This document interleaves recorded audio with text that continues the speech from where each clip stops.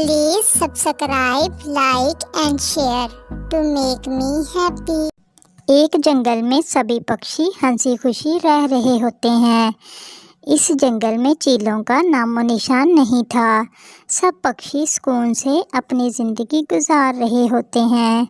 शुक्र है कि हमारे जंगल में चीलें नहीं हैं, वरना हमें बहुत नुकसान पहुंचा देती। अरे कालू कौवे, वो देखो अपने पीछे, तुम्हारे पीछे एक चील आ रही है। तुम्हारी काली जुबान, जो बोलते हो सच हो जाता है। अरे रुको तोते, मैं इस चील को इस जंगल में नहीं रहने दूंगी। फिर चील पक्षियों के पास आती है और वो कहती है, मेरा नाम चुलबुली चील है और मैं इस जंगल में रहने आई हूँ। चील दी, हमारे जंगल में एक भी चील नहीं रहती है, इसलिए तुम भी इस जंगल में नहीं रह सकती हो। जाओ किसी गुफा में जाके रहो। नहीं चिड़िया, गुफा में तो भोजन नहीं मिलता और जंगल में तो मुझे बड़ी आसानी से भोजन मिल जाता है। अरे ये जालिम चील तो अपना पेट भरने के लिए हमारे बच्चों को अपना भोजन बनाएगी। टोनी चिड़िया, कुछ करो ना तुम। अरे नहीं नहीं तोते, मैं तुम सब पक्षियों के बच्चों को नहीं खाऊंगी, क्योंकि मैंने हमेशा से ही तुम पक्षियों जैसा भोजन खाया है। मैंने आज तक कभी भी किसी पक्षी का गोश्त नहीं खाया है और मुझे पक्षियों का गोश्त बिल्कुल भी पसंद नहीं है। नहीं नहीं पक्षियों, इस चील की बातों का कभी भी यकीन मत करना। ये चीलें बहुत ज्यादा शातिर होती हैं। ये जरूर हमारे बच्चों को नुकसान पहुंचाएंगी। अरे नहीं बुलबुल, मुझे तो ऐसा लग रहा है कि शायद ये चील हमसे बिल्कुल सच कह रही है। इसने कभी भी पक्षियों का गोश्त नहीं खाया होगा।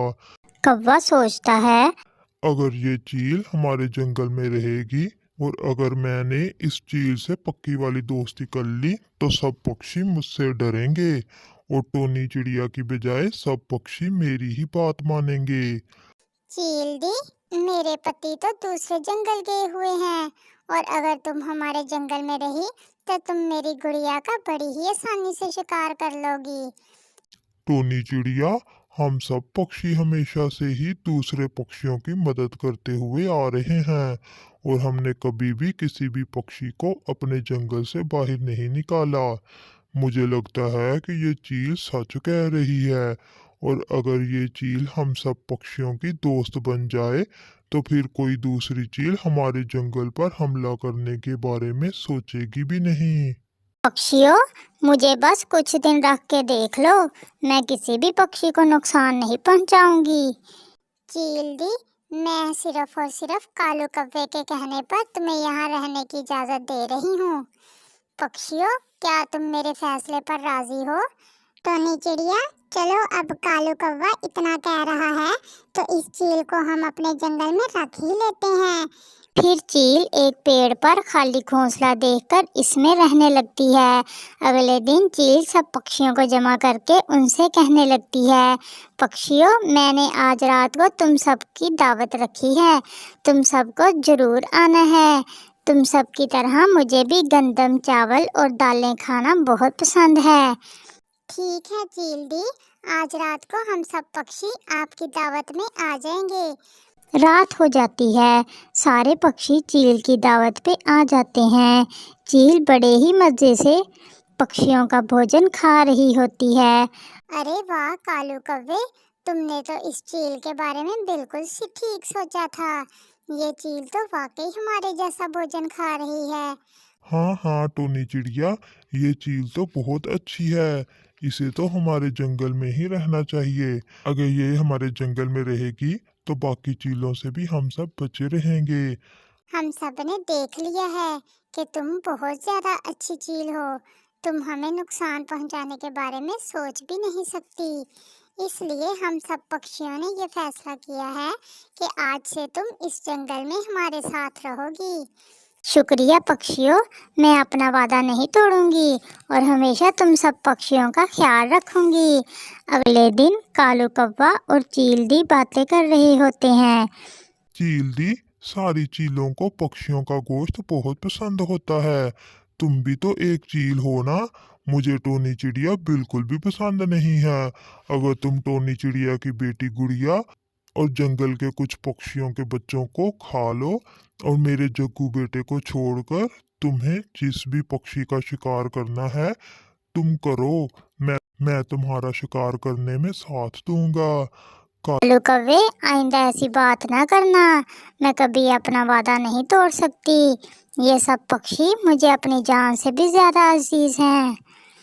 ये सब सुनकर कालू कौवा बहुत ज्यादा गुस्से में वहां से चला जाता है। फिर ऐसे ही 1 महीना गुजर जाता है और सब कुछ अच्छा भला चल रहा होता है। मगर एक दिन, हाय मेरा बच्चा घर से कहाँ चला गया है? वो तो बहुत छोटा था, उसे तो चलना भी नहीं आता था। कहीं किसी पक्षी ने उसे अपना शिकार तो नहीं बना लिया ना? बुलबुल बहन, हमारे जंगल में ना तो कोई सांप है और ना ही खूंखार चील जो रात को तुम्हारे बच्चे को ले गई होगी। और चील दी तो हम सब पक्षियों से बहुत प्यार करती है।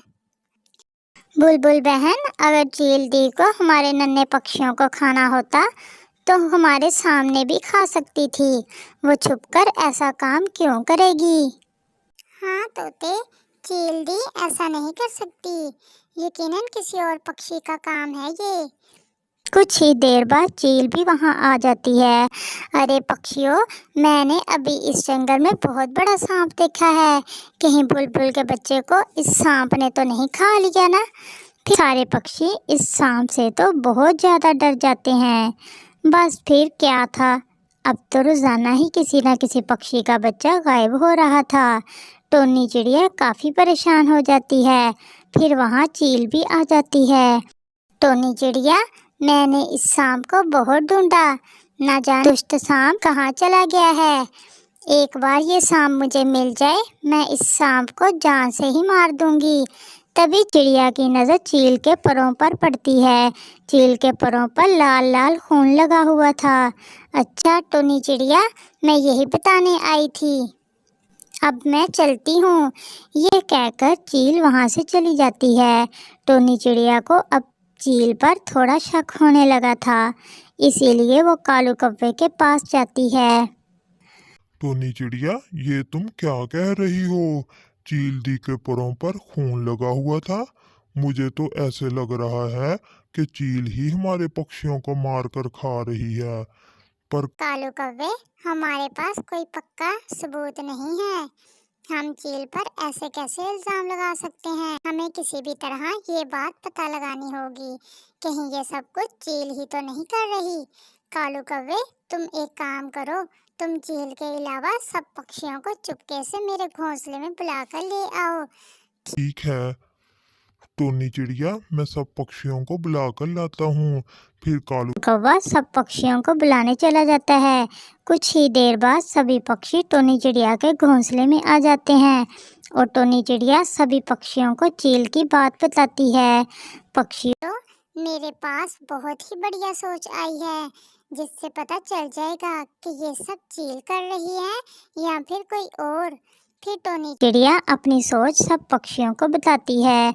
अगले दिन सारे पक्षी चील के पास आते हैं और टोनी चिड़िया चील से कहती है, चील दी, हम हर साल दूसरे जंगल अपने दोस्तों से मिलने जाते हैं और हमारे बच्चे अभी बहुत छोटे हैं, इसलिए हम इन्हें अपने साथ नहीं ले जा सकते।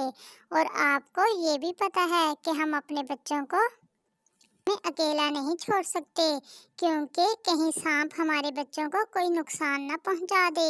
इसलिए आप हम सब पक्षियों के बच्चों का ख्याल रखना जब तक हम वापस नहीं आ जाते। अरे पक्षियों, तुम सब आराम से जाओ और आराम से आना। मैं तुम सब के बच्चों का ख्याल रखूंगी। फिर सब पक्षी वहां से चले जाते हैं और सामने एक पेड़ पर छुपकर बैठ जाते हैं। अरे वाह नन्हे पक्षी, इनको तो मैं नहीं छोड़ूंगी। और वैसे भी टोनी चिड़िया को मुझ पर शक तो हो ही गया है। मैं जल्दी से इनको मारकर खा लेती हूँ। इसके बाद मैं यहाँ से भाग जाऊंगी। किसी को भी पता नहीं चलेगा कि मैं कहाँ भागी हूँ। ये सारी बातें पेड़ के पीछे छुपे पक्षी भी सुन लेते हैं। चलो टोनी चिड़िया, जल्दी से हम उस चील के पास जाते हैं, वरना ये मेरे जग्गू को मार कर खा जाएगी। फिर सभी पक्षी फौरन चील के पास आते हैं। चील तो काफी डर जाती है। पक्षियों, तुम सब इतनी जल्दी कैसे आ गए हो? चील दी, हमें तुमसे ये उम्मीद नहीं थी। तुम तो आस्तीन का सांप निकली। अब हम सब तुम्हें नहीं छोड़ेंगे। कबूतर, जल्दी से बड़ा जाल लेकर आओ। ठीक है टोनी चिड़िया, मैं अभी लेकर आता हूँ। इसकी तो खैर नहीं है आज। Please subscribe, like and share to make me happy. कबूतर एक बड़ा सा जाल लेकर आता है और वो जाल चील के ऊपर फेंक देता है, जिससे चील जाल में कैद हो जाती है। चील दी, आज से तुम्हारी यही सजा है। तुम हमेशा इस जाल में कैद रहोगी। चील, मैं तुम्हें कभी माफ नहीं करूंगी। तुम मेरे मासूम बच्चे की कातिल हो। फिर इस तरह चील को अपनी गलती की सज़ा मिल जाती है। इस कहानी से हमें ये सबक मिलता है, हमें कभी भी किसी अनजान पर भरोसा नहीं करना चाहिए।